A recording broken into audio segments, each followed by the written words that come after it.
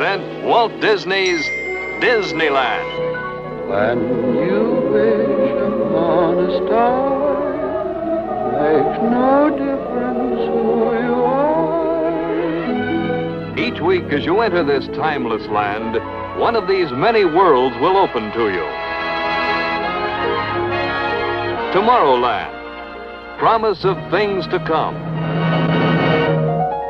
Fantasyland, the happiest kingdom of them all. Frontierland, tall tales and true from the legendary past. Adventureland, the wonder world of nature's own realm. Presenting this week from Adventureland and Operation Deepfreeze.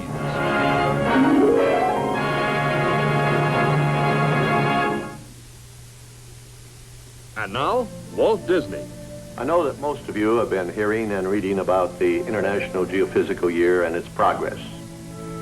In this great mass effort, thousands of scientists in 40 countries throughout the world are making a synchronized study of the Earth's surface, its inner depths, and the limitless space that surrounds us. Antarctica has been designated as a key area for scientific observations, and many nations will have bases there. The United States South Polar Expedition is called Operation Deepfreeze, and we have been privileged to send Disney cameramen as permanent members of this project. On a previous program, we showed you how Navy Task Force 43 planned and began Operation Deepfreeze. So, to all of the officers and men of the task force at all of the bases in Antarctica, we dedicate this program. And now, to tell you about their further progress and how they spent the long Antarctic night, here is Winston Hibbler. There are a number of reasons why the southernmost tip of the Earth has been chosen for scientific research. Antarctica is ideally suited for the study of celestial phenomena, such as cosmic rays and the mysterious aurora. The glaciers of this great land strongly influence the world's weather. Earthquakes and earth motion, geomagnetism. All these and many other mysteries will be explored in Antarctica by Operation Deepfreeze. The project was well underway early in 1956 with the establishment of two main bases. One is located at McMurdo Sound. This is the Williams Air Operations Facility.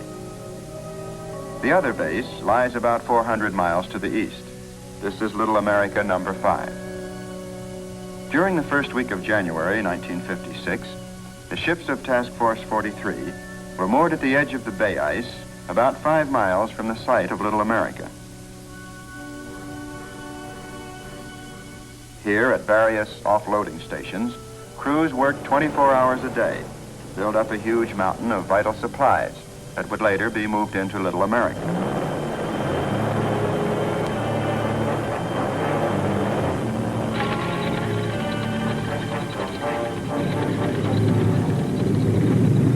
This stretch of bay ice is called Hope Valley, and it lies between Kainan Bay and Little America. Unloading operations were scarcely underway when the action of the waves and the surge of the tide began to create a turbulence throughout the bay. Now, all along the fringe of this critical area, small sections of ice began to break off. During the warm Antarctic summer, this is a normal condition.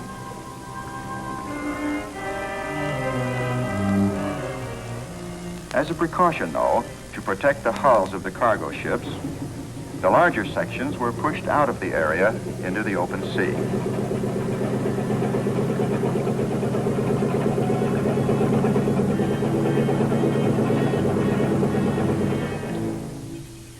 Then, in a matter of hours, there was a sudden rise in temperature, and now a real menace was disclosed. Deep cracks began to appear in the weakening bay ice, and these fissures lay between the supply dump and the solid ice shelf of Little America. To create an emergency escape road, the cracks first had to be enlarged by dynamiting.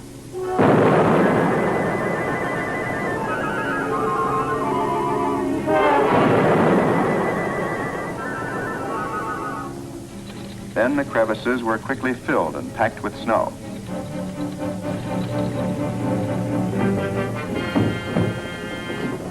For the next 72 hours, the men worked around the clock, fighting the battle against time on the ever-weakening ice.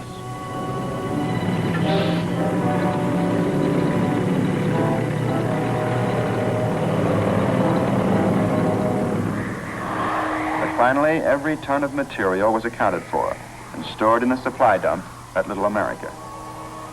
It was a narrow victory, though, for now a blizzard struck.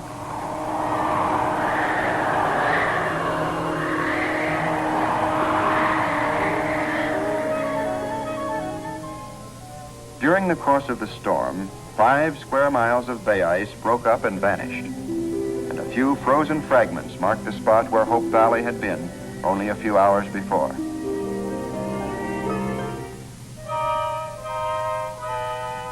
The design for the layout and construction of Little America was the result of careful planning. There would be more than 20 structures here, and they would include barracks, infirmary, power plants, shops, radio shack, mess lounge, and several special buildings and towers for scientific use.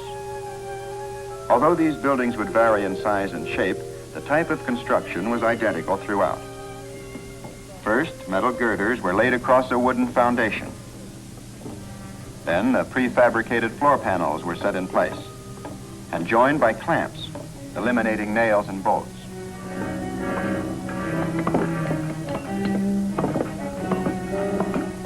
All wall panels were connected in the same manner and fastened to the roof girders.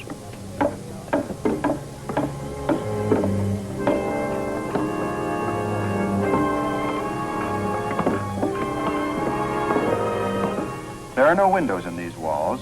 The only openings are in the roof. After the buildings were completed, tons of snow were heaped against the exposed walls to serve as weatherproofing and to seal in the airspace beneath the buildings.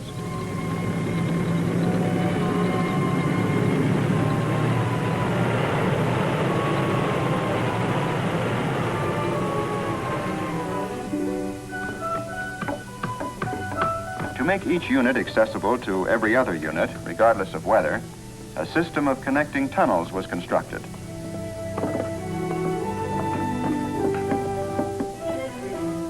Wire mesh and burlap may not appear to be a very substantial covering, but in a matter of days, the entire network of tunnels will be solidly encased in a protective blanket of snow.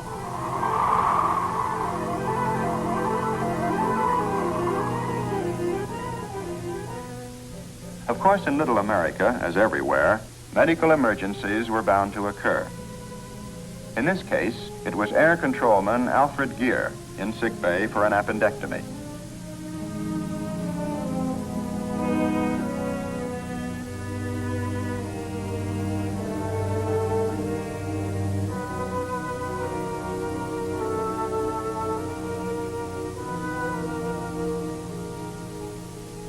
Millions of years of frigid climate have made Antarctica virtually a germ-free land as compared with other parts of the world. This fact, coupled with the surgeon's skill, made it possible for Alfred Gear to return to active duty almost before he was missed.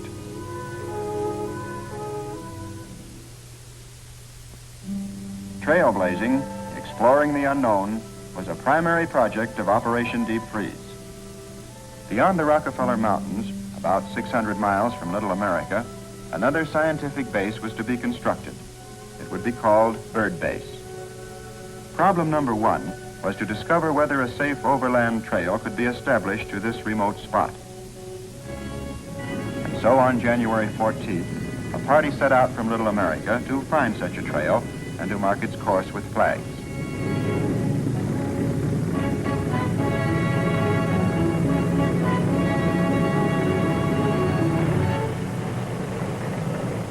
A crevasse detector attached to a weasel led the way.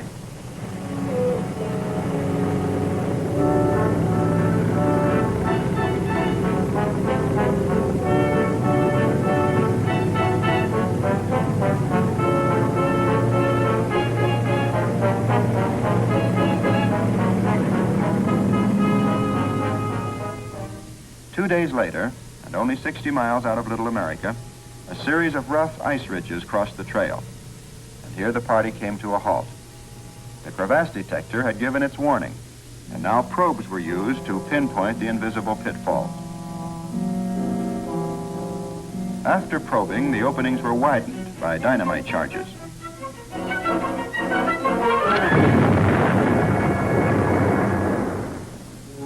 At first, the crevasses uncovered were deceptively small, but further blasting revealed giant chasms, some large enough to swallow the Empire State Building.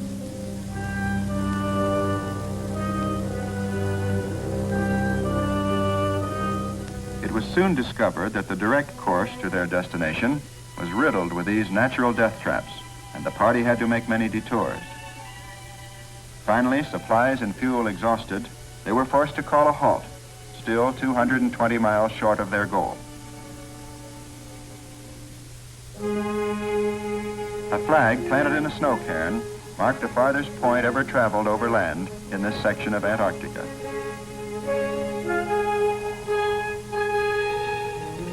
On February 3rd, an otter plane out of Little America arrived to fly the trail party home.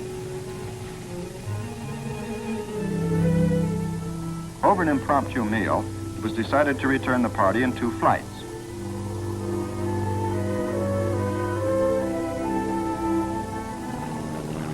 The first flight took off with 7 men aboard. This left 3 in camp, and they filled their time by stowing gear and supplies. Then, over the Weasel's radio antenna, an urgent message. The otter plane was overdue at Little America and was presumed lost. At once, the Weasel turned back along the trail in a search for the missing plane. After covering 130 miles, the 3 men were instructed by radio to make camp. Here they would rendezvous and combine their efforts with another search party out from Little America.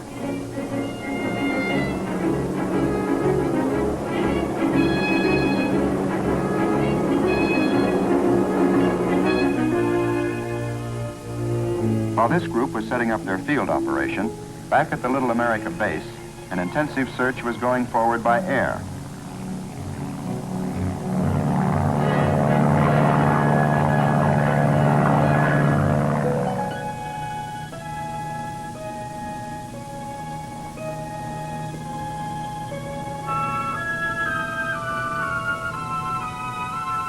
And then, a radio report. The wreckage of the otter plane had been sighted, but it was in a remote and inaccessible spot. And so a helicopter was dispatched.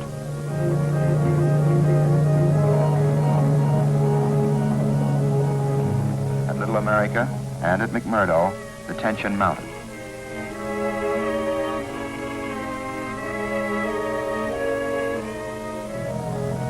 Today, it's a matter of history that the copter's return brought more than good news, for the lost were found. Every man had survived the crash unharmed. So, for a near tragedy, a happy ending, and a happy reunion for the trail party. It was 2 weeks after the return of the trail party that another tractor train set out from Little America. This was the cache party.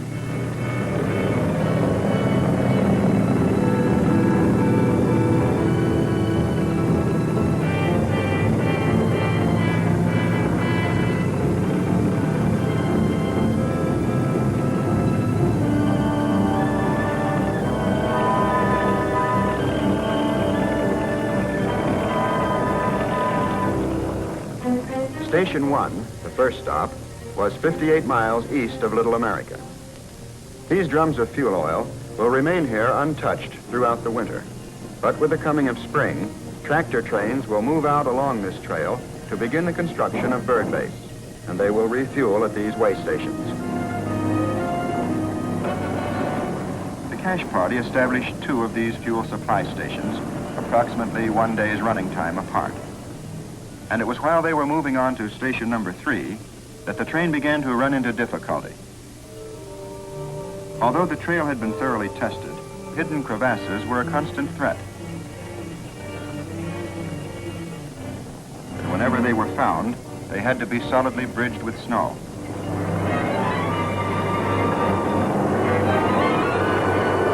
It was here that tragedy struck. While filling one of these snow bridges, driver Max Keel in his D8 tractor backed into another crevasse, hidden and unmarked. The tapering walls crushed the cab and instantly killed the driver.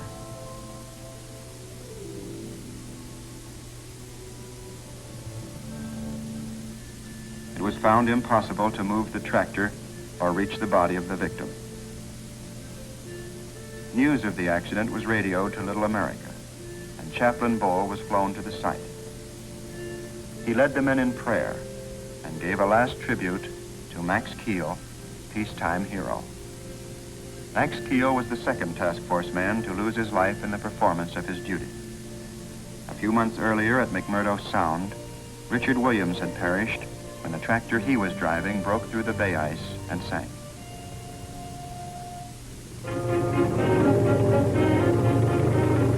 After the tragic accident, rope lines were rigged to the tractor controls so that no other driver's life might be risked in this dangerous area.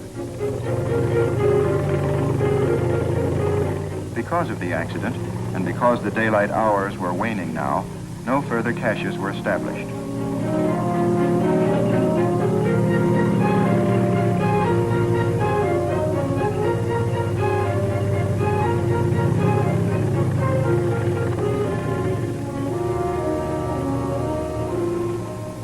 It was on March 10th, just 2 weeks after their departure, that the cache party returned to Little America.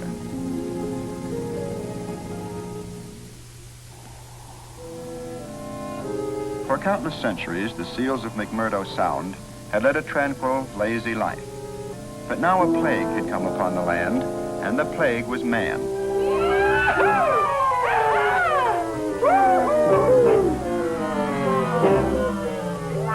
To the seals, these oversized penguins were much too noisy and far too active.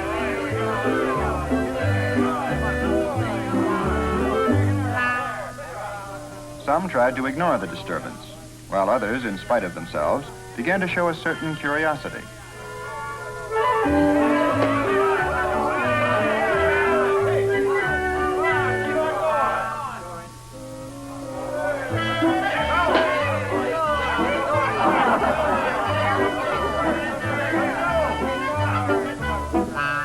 Saddest of all seals, however, was this fellow.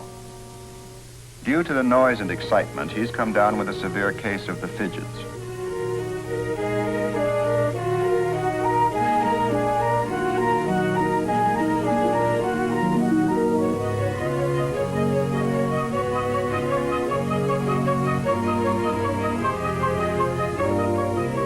Finally, he makes a wise decision. After all, when your nerves are shot, the best thing to do is head for home and an ice-cold bath.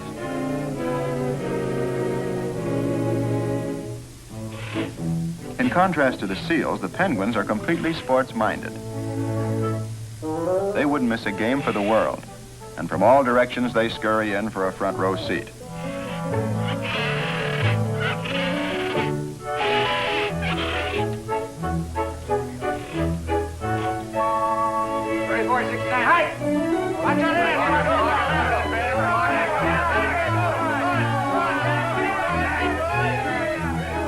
The rooting section seems to understand all the finer points of the game, and they follow every play.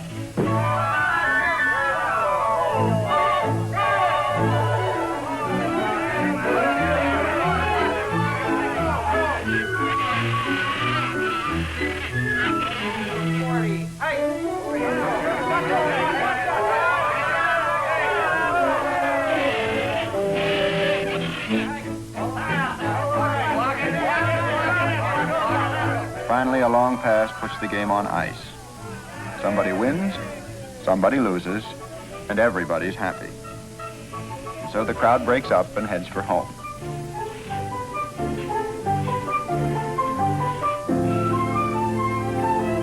These are Adelie penguins, by the way, but there are several other species here. It's only proper that we pay a courtesy call on some of our feathered hosts. And so we're moving out now, along the coast of Wilkes Land, to a place where a colony of emperor penguins makes its home.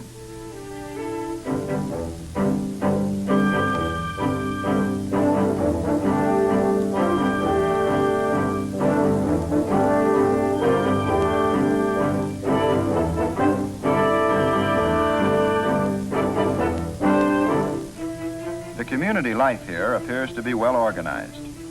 And in keeping with their name, the emperors always seem to conduct themselves in a regal and pompous manner. Largest of all penguins, emperors stand chest high to a man and often weigh as much as 80 pounds. For the most part, they live in peace and harmony with each other. All of this slapping and prodding and poking is quite harmless. They have extremely weak eyesight and use this method to identify one another.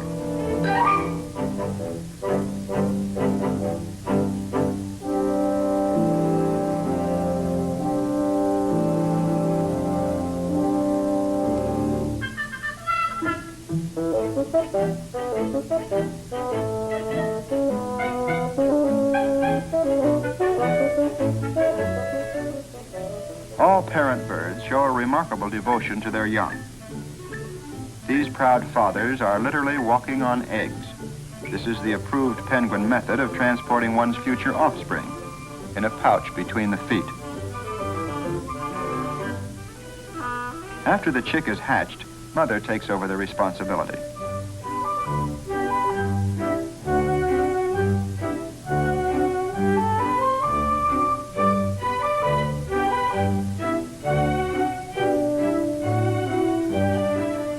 All penguins love baby penguins, and there are never enough babies to go around. Any stray chick is instantly overwhelmed by half a dozen foster parents who want to adopt it. It's a fact that some of the youngsters are actually killed with kindness, but this little fellow's lucky. He survives and finds his way home to mother.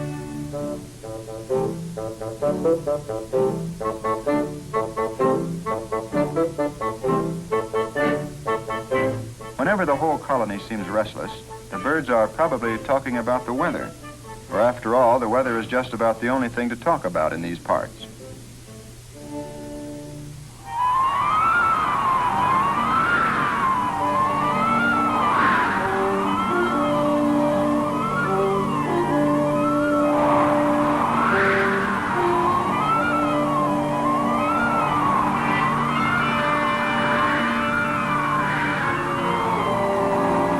Against the fury of the storm, this little lost chick can't survive. He needs protection. But just in time, the lost is found.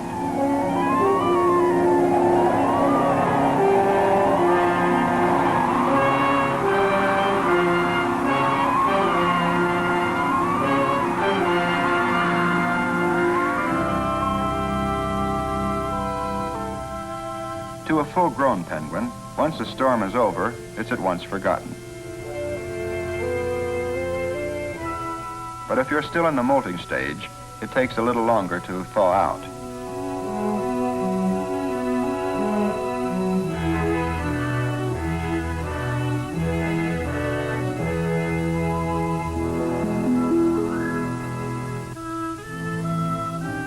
Eventually, there comes a time when Junior decides to take off on his own.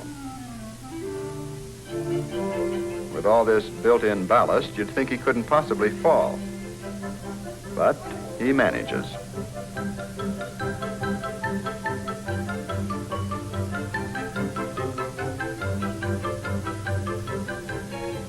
Since the youngsters insist on traveling, the parents decide they might as well be organized.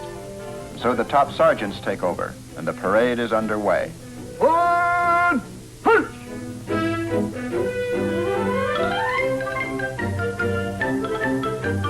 Up, 2, 3, 4. Up, 2, 3, 4. Up, up, up, up, up, up. Close it up there! Up, 2, 3. Oh, come on, fellas, close it up.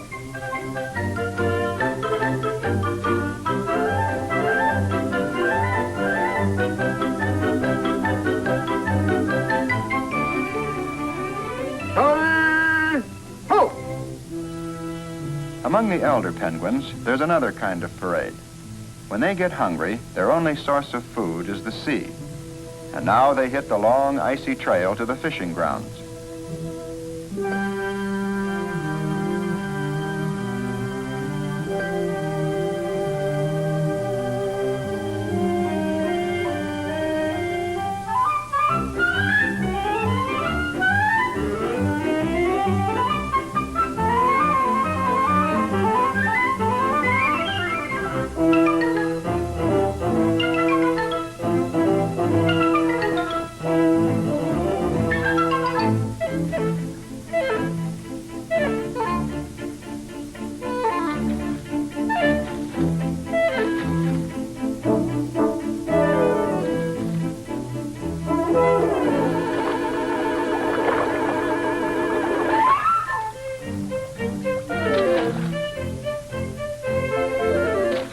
Underwater, penguins can travel at speeds up to 30 miles an hour, and they consume large quantities of shrimp and squid and other small forms of sea life. When the fishing's over, penguins can dive out of the water as quickly as they dive in.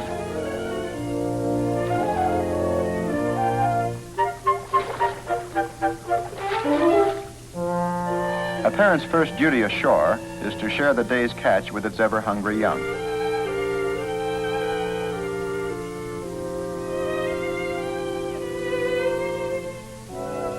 As each Antarctic summer reaches its peak, the emperor penguins break the monotony of their life in the colony by embarking upon a strange and mysterious journey. Using seagoing ice floes like excursion boats, they drift hundreds of miles to the north. During the voyage, the molting birds will grow up and learn to fish for themselves, no longer depending upon their elders. And by the time winter sets in, instinct will have brought them home again.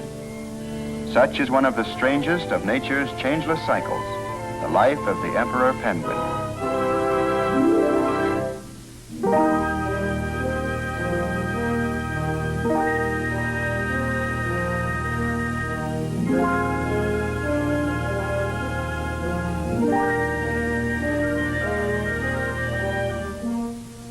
But the penguins weren't the only ones traveling north.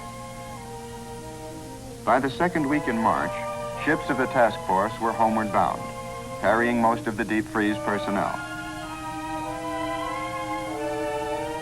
At Little America, only the wintering over party remained. And at McMurdo, the last ship outward bound, was the GB-4, the Glacier.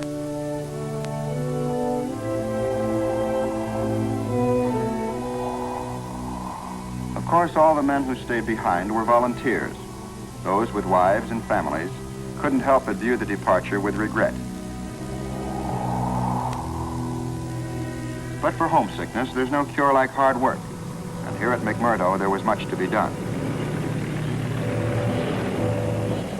The most important job was the preparation of a landing strip. And although it wouldn't be used for many months, work was begun immediately. Cores were drilled in the bay ice to determine the depth of the snow and the thickness of the ice beneath it.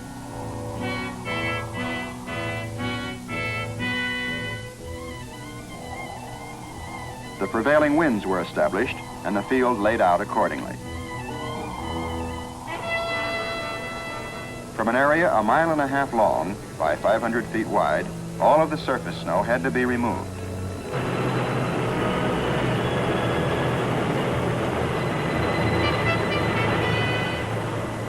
The days passed quickly, and the long Antarctic night closed in.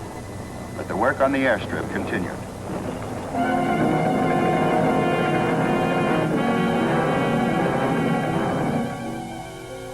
The meteorologists at McMurdo made their headquarters inside a structure called the Rowan Dome. Here they assembled and set miniature radio transmitters.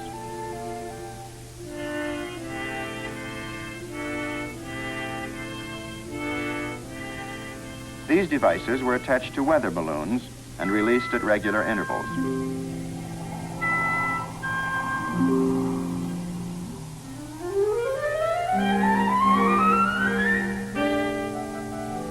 Inside the Rowan Dome, the balloon was tracked by radar. This established the velocity and direction of the upper air currents. At the same time, weather data was being received from the balloon's radio transmitter. All this information was evaluated and plotted on weather maps, which in turn were transmitted by radio facsimile to the United States. And so already the geophysical year was paying off. Antarctica was making a valuable contribution to the weather knowledge of the world.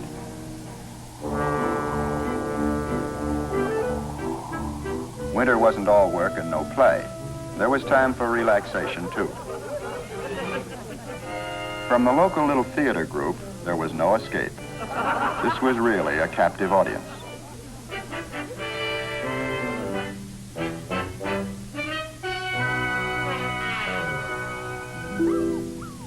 These were lazy days for all. And for these pups, it would be a long time before they learned what a dog's life really meant.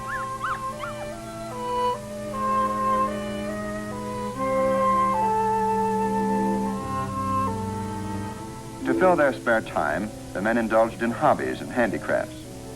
But sometimes the needlework had a more practical purpose. And sewing a fine seam here calls for close concentration and a strong cigar.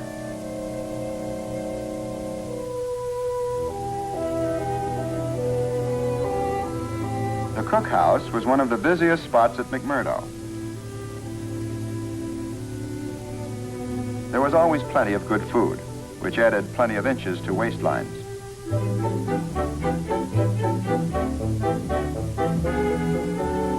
But of course, there are some things that even the best of foods can't supply. The one thing everyone looked forward to most was a trip to the radio shack and contact with the folks back home. This time, it's Tom Montgomery who's the lucky candidate. And now we'll see an actual family reunion taking place at almost the opposite ends of the earth. K2KGJ, calling K2KGJ. This is K34, UF3, working phone patch copy. We have Tommy Montgomery right here, and if you're ready, well, we'll give you the call and everything and get working on it. K2KGJ, K34, UF3. In a split second, the call spans 10,000 miles of space to reach the home of Julius Mady at Clark, New Jersey. Mady is one of the many amateur radio operators without whose help these contacts could not be made. Okay, Blaine, just hang on a second here and we will have Mrs. Montgomery on the phone. By telephone, Julius relays the call to Tom Montgomery's home at Martha's Vineyard in Cape Cod. Hello, Tom? This is wonderful. We are all fine here. We'll be waiting on you to come back. This will probably be the last call. I'll probably go to Poland over the 1st of November or so, and then come back here to the ships in January, the end of January, and then home in April. I kind of thought maybe if you could arrange it, why could you stick the children on? Daddy, I got my birthday and I got a gun. I got a new shirt. Did you hear what he said? Bring Penguin home. Okay, I'm afraid I'll have to bring them pictures of penguins. I won't be able to bring a penguin home. I'll have to send them pictures, all right? See if Duke recognizes your voice. Here's the dog.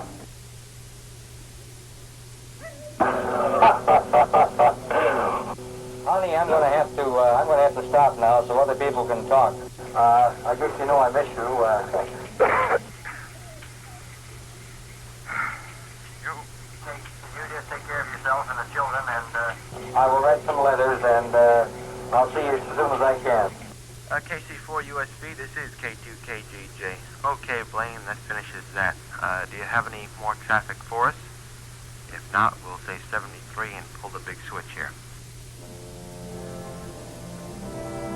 At McMurdo, there was a time to work, a time to relax, and of course a time to worship. There was only one chapel, but it was equally available to all denominations.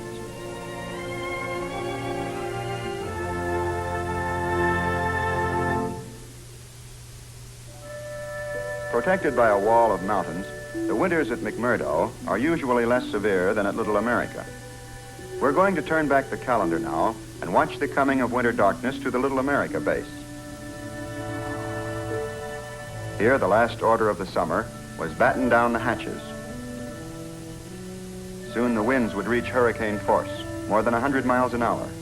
Temperatures would drop to 70 degrees below zero. And this, of course, called for a plentiful supply of fuel oil.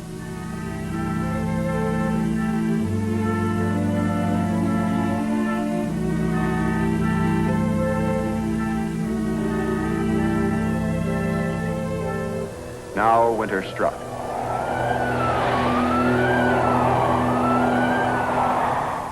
Below the surface, the lights of an underground city glowed warm and bright. For many months now, there would be little work and lots of leisure.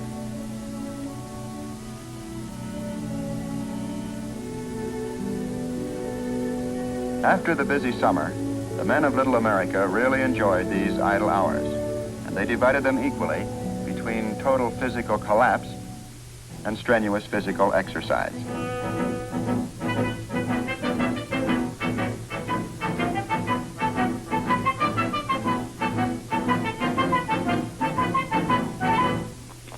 Another popular pastime was going to the movies. And to provide a little extra warmth, at least in spirit, the Disney studio thoughtfully provided a favorite feature, the living desert. In part, it's the painted desert, where petrified trees become their own tombstones. In part, this is a region of naked hills, a sea of burning sand.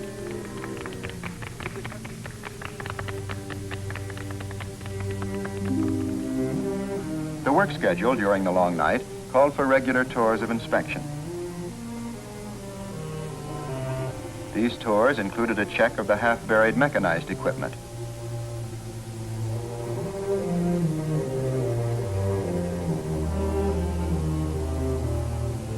And weather instruments were also inspected to make sure they were in working order. In his nightly rounds, the inspector would often exchange greetings with the observer in the Astrodome. The various phases of the geophysical scientific program are called disciplines, and the study of the Antarctic sky is one of the disciplines that continues all winter long. Of special importance is the strange phenomenon known as the aurora australis. Because of almost impossible lighting conditions, the aurora is almost impossible to photograph. This fact, however, was a challenge to the Disney photographer stationed at Little America. And so he contrived a special time-lapse camera, which he equipped with heating units to keep the wheels turning, even in temperatures 70 degrees below zero.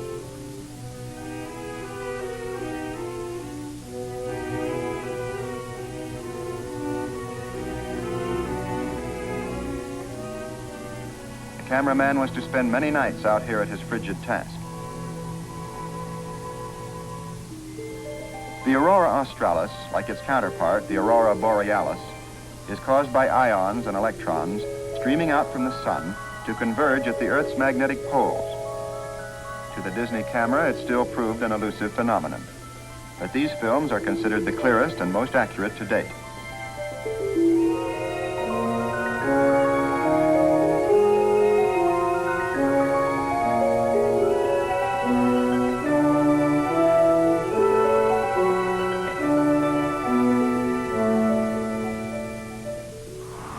In late September, another blizzard celebrated the closing of winter. And then, the Antarctic dawned. With the coming of the sun, Little America would begin the task of digging out. But of course, before you dig out, you've got to break out.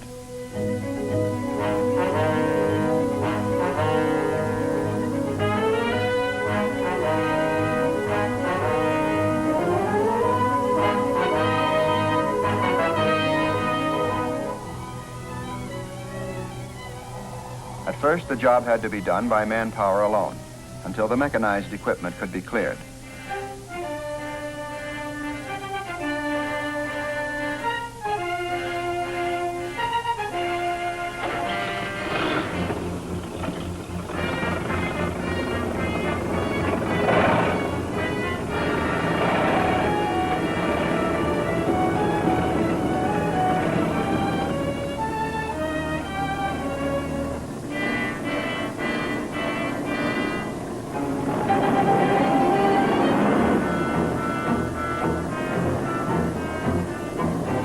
Now, after a long winter in cold storage, the Navy flying machines would soon be taking to the air again.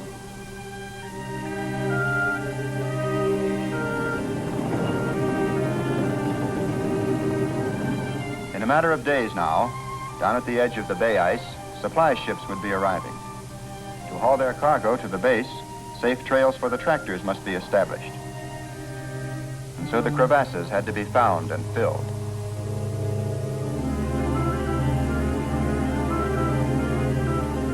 Here again, the usual procedure was followed. Dynamite was used to expose the crevasses.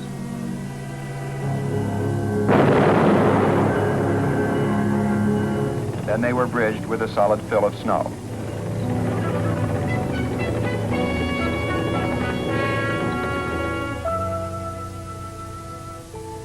As Little America continued to dig itself out, across the ice shelf at the Williams Air Facility in McMurdo, the sled dogs greeted the return of daylight with a noisy welcome.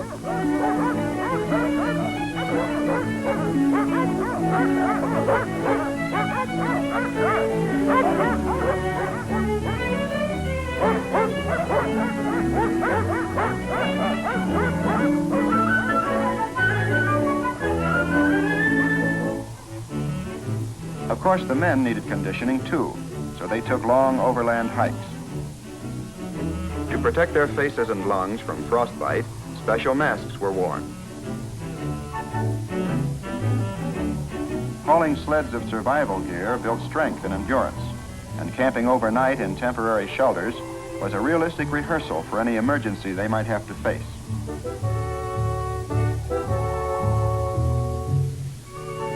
For everyone at McMurdo, this was a busy time of preparation. Drums of fuel oil were test dropped without parachutes to determine if the snow alone was enough to cushion their fall. The drums landed intact, but dented. A new type of weather instrument known as the grasshopper was also test dropped. The cylinder is automatically triggered to set itself up and raise its own antenna.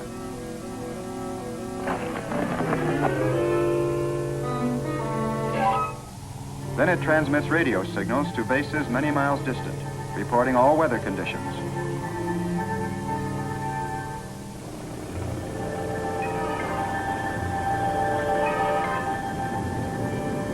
But perhaps the most important task was the completion of McMurdo's ice airstrip. In a matter of days, the first planes would be flying in from the north. That ridge in the distance, however, could not be moved, even by bulldozers. It's just a mirage.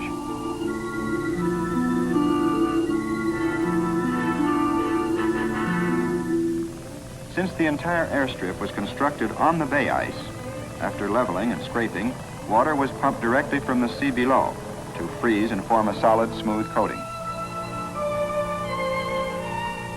By mid-October, work on the landing strip was just about complete. And so the Williams Air Facility put out the welcome mat.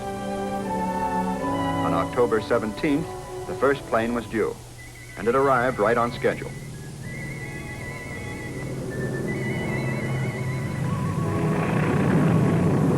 This was an R-5D, the flagship, bringing from New Zealand Admiral Dufek, Task Force Commander.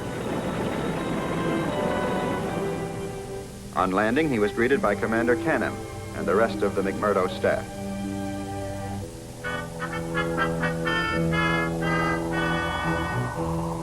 The following day, an Antarctic storm suddenly developed, and it chose a most inopportune time.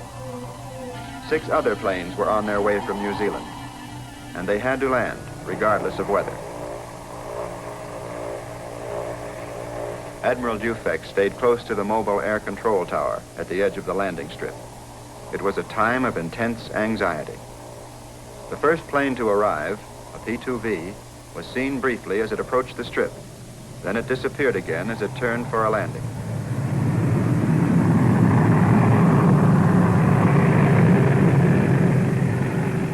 The controlman tried to talk the ship in.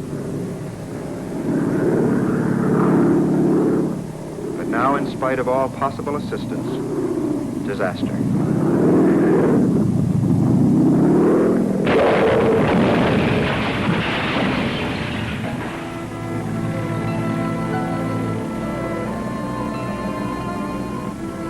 It took only moments to reach the plane, for it had crashed on the very edge of the airstrip.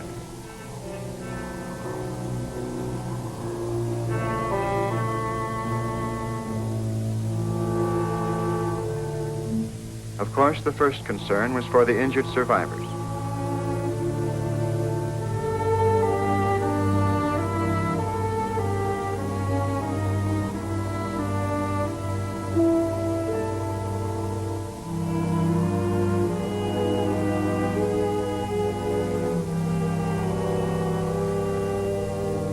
But there were 4 who did not survive.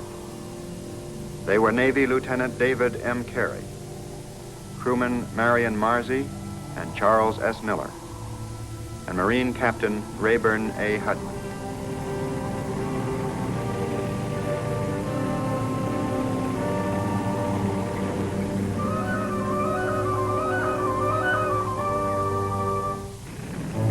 After the tragedy, the weather cleared rapidly, and the rest of the flight made safe landings.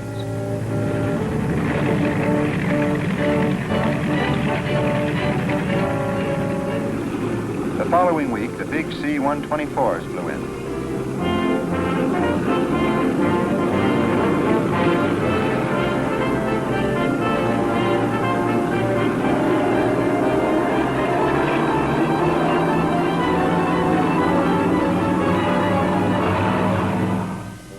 These giant planes were air freighters, bringing in new and much needed equipment.